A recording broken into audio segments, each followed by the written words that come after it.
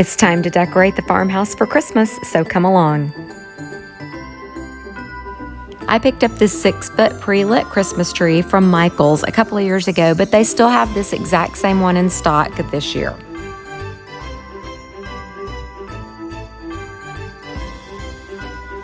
I didn't purchase any new ornaments this year. In fact, I've actually downsized a bit with my tree and my ornaments.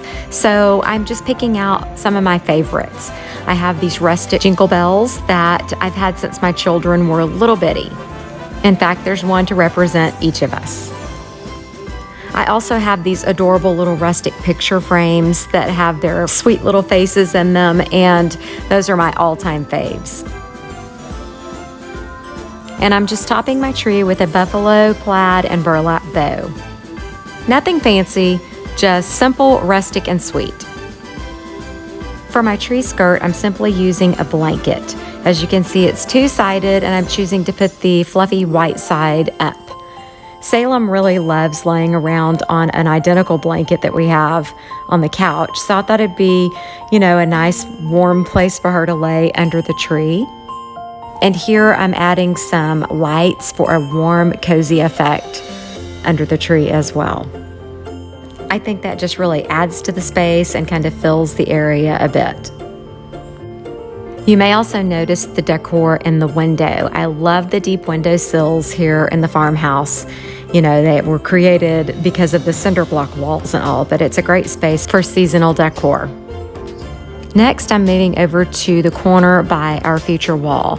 All the things you see here are either from Hobby Lobby, Michael's, or Big Lots over the last few years. Again, I didn't purchase anything new for the inside this year.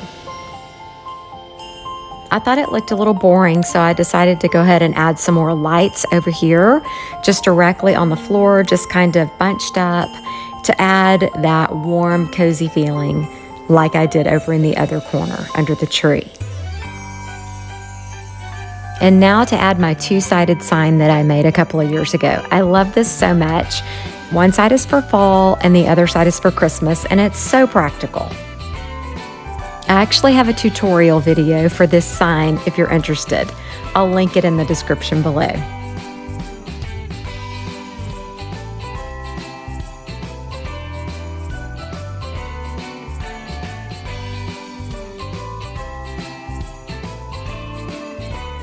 And voila, here you go. Here's a look at the inside. I'm not one to ever go over the top or extremely overboard with any decor. Again, this is just a sweet, simple tree with some of my favorite rustic ornaments on it and some sweet little faces. I do hope to add pictures of my grandbabies over the years and just create new memories.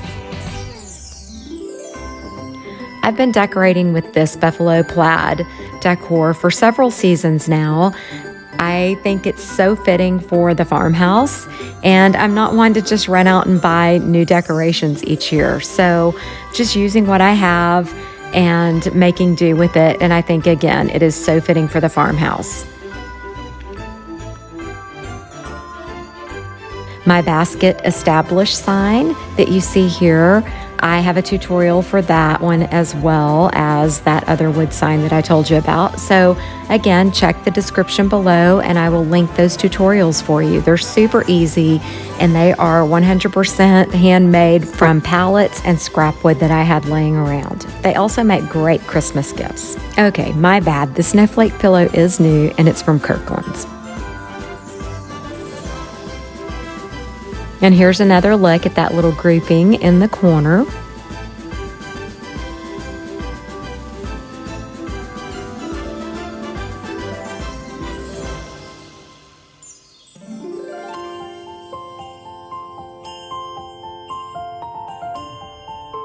And here's what I did in the kitchen window. And as you can see, whenever I filmed this video, the window had not yet been trimmed out, but that's okay. It's still so super cute.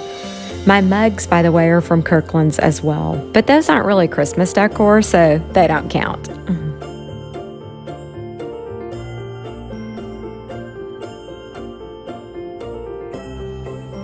And for my buffet cabinet, I just added some greenery to my cotton arrangement and this little buffalo check bow.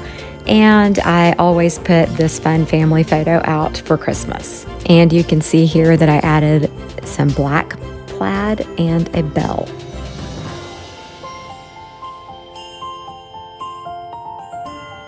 And now it's time to decorate the outside.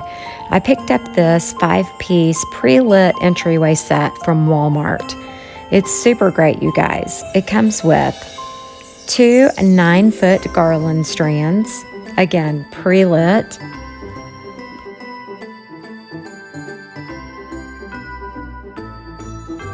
It comes with a 20-inch pre-lit wreath, 2 3-foot pre-lit Christmas trees, and each of their little boxes are lighted as well. I was really happy to say goodbye to these potted sedums for the season.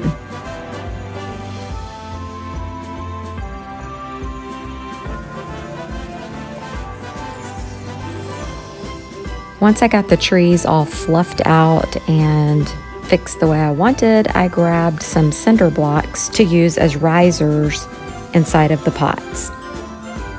But once I got them in there, I wasn't certain I was loving that look.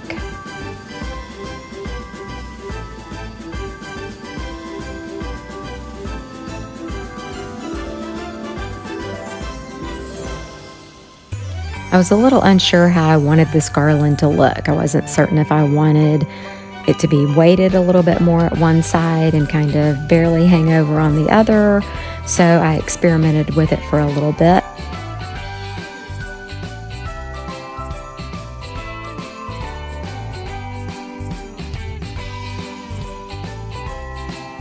I ended up just hanging it dead center and balancing it out so it was exactly even on both ends. Here's where I made the switch with the pots. I flipped them upside down and set the trees on top because the boxes are pre-lit and I wanted those to be able to show. I also brought out the red wagon and added some fun garland to it to dress it up a bit, and my favorite little subject dropped by for a fun photo shoot. A little birdie told us we were going to have some other special guests today. Santa and Mrs. Claus made an appearance today, and we had a lot of fun hanging out with them and snapping some pics.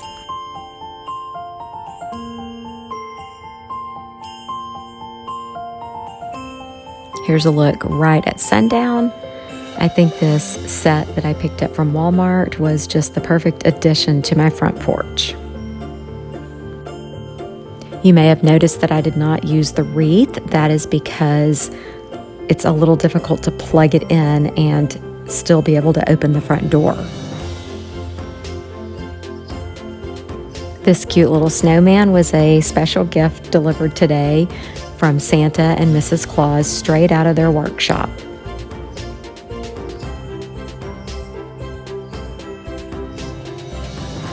I hope you enjoyed decorating the farmhouse with me.